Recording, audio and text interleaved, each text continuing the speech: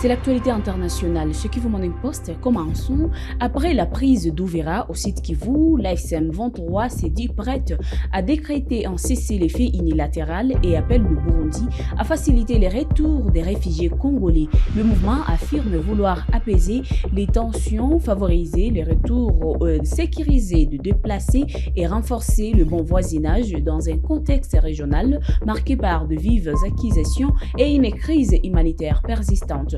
Jospé Rangi.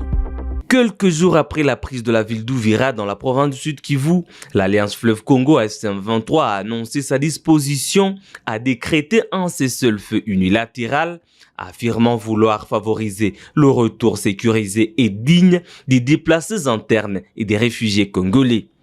L'annonce figure dans un communiqué officiel signé lundi 15 décembre 2025 par le porte-parole du mouvement, Lawrence Kanyuka. Selon ce document, l'AFC M23 affirme avoir facilité le même jour le retour volontaire de plus de 500 ressortissants burundais qui séjournaient à Uvira via la frontière de Kavimvira. Cette frontière avait été fermée côté burundais après la prise de la ville par le mouvement. Dans le même communiqué, l'AFC M23 s'est dit également prête à remettre au gouvernement du Burundi des militaires burundais capturés sur le front, invoquant un esprit d'apaisement et de bon voisinage. Le mouvement appelle en retour les autorités burundaises à faciliter le retour volontaire des réfugiés congolais ayant fui les zones affectées par les bombardements survenus début décembre 2025 dans la plaine de la Ruzizi, notamment à Sange, Luvungi et Katogota. L'AFC M23 affirme par ailleurs qu'elle ne permettra pas aux groupes armés hostiles au régime burundais, encore actif en République démocratique du Congo, d'utiliser les zones sous son contrôle comme base arrière pour mener des actions susceptibles de nuire aux relations entre les deux pays. Cette main tendue intervient toutefois dans un contexte régional particulièrement tendu. Le même jour, l'AFC M23 a accusé les forces armées de la RDC d'avoir mené des bombardements aériens à partir du territoire burundais contre la région de Minembwe et plusieurs villages environnants, dont Rugezi et Mikenge, faisant état des victimes civiles. Le mouvement accuse le Burundi de participer à ce qu'il qualifie de plan d'extermination visant la communauté Banyamulenge. Bujumbura n'a pas réagi publiquement à ces accusations. L'armée burundaise est toutefois considérée comme un allié des FARDC dans les opérations militaires contre l'AFC M23 dans l'est de la RDC. Récemment, le président rwandais Paul Kagame a affirmé que plus de 20 000 soldats burundais seraient déployés sur le sol congolais dans le cadre de ce conflit aux côtés de l'armée congolaise, une déclaration qui a ravivé les tensions diplomatiques dans la région des Grands Lacs. Alors que le combat se poursuivait dans plusieurs zones du Nord Kivu et du Sud Kivu, la situation humanitaire demeure critique avec des dizaines de milliers de civils déplacés et un accès limité à l'aide humanitaire. Le président de l'Assemblée nationale, Emeboji Sangara, a dénoncé lundi 15 décembre 2025 ce qu'il qualifie d'agression du Rwanda contre l'Est de la RDC.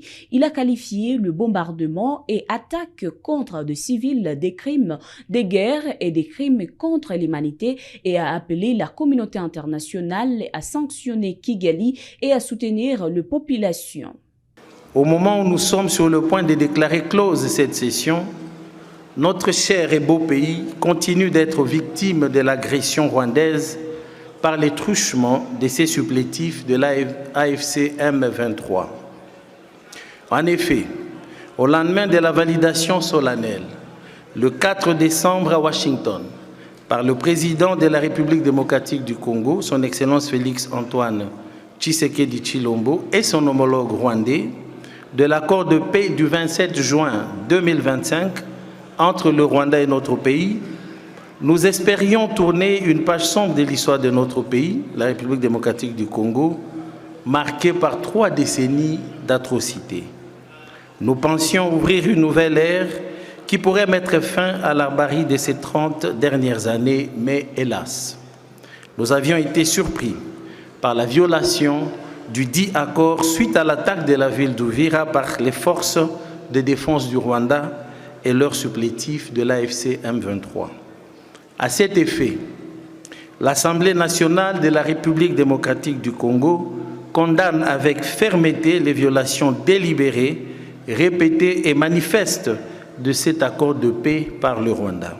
En reniant cyniquement ses engagements, le Rwanda, à travers ses forces et ses supplétifs du mouvement terroriste AFC M23, s'est rendu coupable d'actes d'agression caractérisés contre notre pays, notamment par des bombardements indiscriminés et des attaques par drone visant sciemment des populations civiles sans défense. Ces actes barbares, planifiés et exécutés en violation flagrante du droit international ainsi que du droit international humanitaire, constituent des crimes de guerre avérés et des crimes contre l'humanité qui engagent pleinement la responsabilité de leurs auteurs et commanditaires.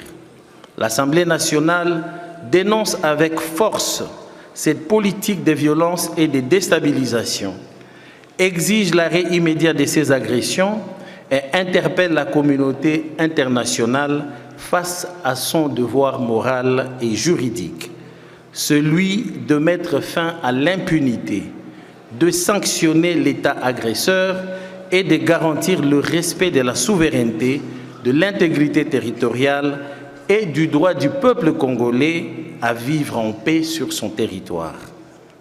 C'est ici le lieu de saluer la position ferme des États-Unis d'Amérique qui identifie clairement le Rwanda comme auteur de la déstabilisation de la partie est de notre pays et du soutien inconditionnel au mouvement terroriste de l'AFC M23. Nous insistons en effet sur la nécessité de faire de cette position des États-Unis d'Amérique et des membres permanents du Conseil de sécurité des Nations Unies une véritable ouverture pour imposer la paix à l'est de notre pays. Nonobstant ce sombre tableau, loin de nous l'idée de désespérer, nous devons, bien au contraire, rester solidaires avec nos compatriotes de Goma, de Bukavu, Bunagana, Uvira et de toutes les autres agglomérations qui vivent sous les jougs de l'agresseur. C'est ainsi que j'exhorte les membres de notre institution de se rendre disponibles sous le leadership éclairé de son Excellence, Monsieur le Président de la République, chef de l'État Félix-Antoine Tshisekedi Tshilombo, à accompagner notre gouvernement dans la défense de la patrie. J'en appelle donc à la sérénité, à la résilience et à la vigilance. La situation qui prévaut à l'Est exige de nous tous, bien au-delà de nos clivages politiques, un sens aigu de responsabilité et d'unité. Je lance, du haut de cette tribune de la souveraineté nationale, un appel solennel. L'heure est à l'unité nationale. Face à l'agression et aux tentatives de déstabilisation, notre meilleure arme est la cohésion nationale. C'est ici le lieu d'encourager. C'est ici les lieux d'encourager nos vaillants éléments des FARDC, ainsi que les Wazalendo qui défendent la patrie au prix de leur sang. Aucune adversité, aussi grave soit-elle, ne saurait ébranler la volonté d'un peuple debout et attaché à sa souveraineté. Que nos institutions demeurent solides et que notre engagement à la paix reste indéfectible. Aussi, comme nous l'a rappelé le président de la République, chef de l'État, son Excellence Félix-Antoine Tshisekedi Tshilombo, dans son discours sur l'état de la nation le lundi 8 décembre dernier, je cite, « Les ténèbres ne régneront pas éternellement sur notre pays ». Fin des citations. C'est ainsi que nous encourageons les efforts multiples et multiformes qu'il déploie pour le retour à une paix juste, durable et sans concession sur toute l'étendue du territoire national et particulièrement dans sa partie est, meurtrie par tant d'années de souffrance. Les États-Unis n'écartent aucune option pour faire respecter les accords de Washington. Ils reconnaissent le droit de la RDC à défendre son territoire et à inviter les forces burundaises. Ils excluent toute présence des forces américaines sur les terrains. L'ambassadrice des États-Unis en RDC s'est exprimée devant la presse ce lundi 15 décembre 2025 à Kinshasa. Elle a déclaré que Washington utilisera tous les moyens disponibles pour que le Rwanda respecte ses engagements dans le cadre de la crise liée au M23 dans le Kivu. Suivant. Vous savez que les États-Unis ont déjà fait des déclarations par le biais de notre secrétaire d'État et aussi notre ambassadeur auprès des Nations Unies à New York. Dans ces déclarations, on a dénoncé les actions sur le terrain. On a dit clairement que nous voulons que le Rwanda respecte ses engagements avec le président Trump à Washington le 4 décembre. Et nous respectons le droit de la RDC de défendre son territoire et d'inviter les forces burundaises aussi de travailler à son côté. Donc, c'est ça notre réaction. Nous sommes, comme vous, déçus de la situation, mais aussi nous allons travailler très étroitement avec tous les pays mentionnés pour que les engagements soient respectés. Nous sommes en train de regarder tous les outils qui sont possibles, les outils diplomatiques, les sanctions, les activités bilatérales et multilatérales pour assurer que les engagements qui sont pris sont respectés. Non, je pense que le président Trump a montré qu'il va lutter pour la paix en Afrique. Lui-même, il est très engagé et suit avec beaucoup d'intérêt la situation sur le terrain ici. Et comme j'ai dit, nous sommes en train de préparer une réponse. Alors, je ne suis pas en mesure de précisément quelles seront les actions que les États-Unis vont prendre, mais assurez-vous que nous sommes en train de réfléchir sur toutes les options possibles. Alors, l'accord de Washington comprend plusieurs accords. Nous avons d'abord l'accord qui est entre la RDC et le Rwanda, donc l'US et les États-Unis sont une garanteur, un médiateur. Il y a aussi des accords bilatéraux avec la RDC. Mais ces accords ont été négociés pour être gagnant-gagnant. Il y a des bénéfices pour le côté congolais, aussi pour le côté américain. On a été clair au début que nous voulons nous-mêmes avoir une chaîne d'approvisionnement sur des minerais critiques qui sont nécessaires pour nos industries et pour la défense des États-Unis. Et nous sommes entrés dans un accord avec la RDC par rapport à les investissements américains ici.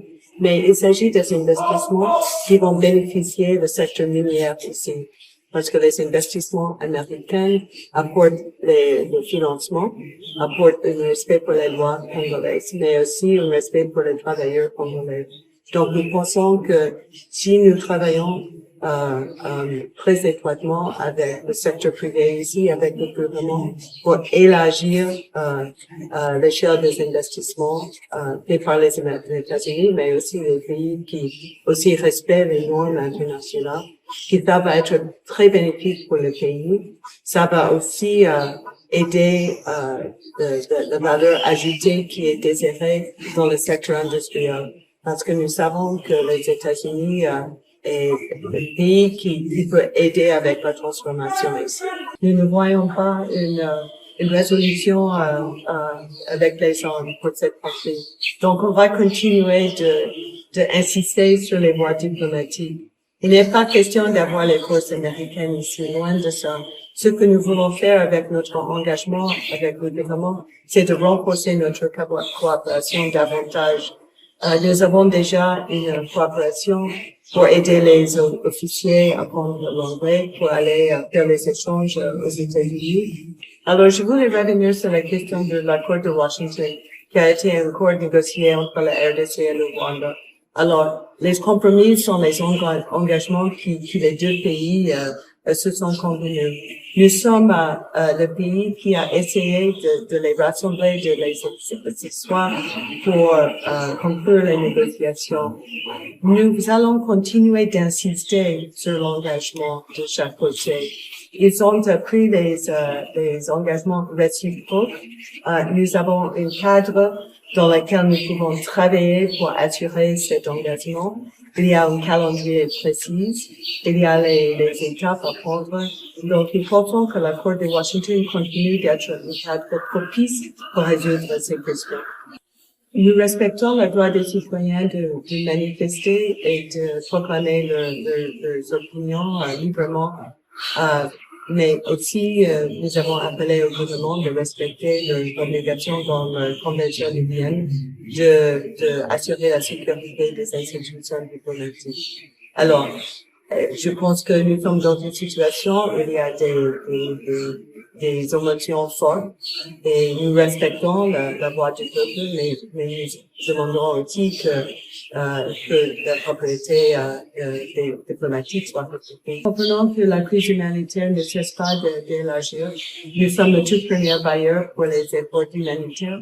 On va continuer de travailler avec tous les partenaires et de voir ce qui c'est possible pour aider les personnes déplacées, les réfugiés et aussi les personnes plus vulnérables. Sous l'égide de l'État, il y a un volet humanitaire, accès humanitaire.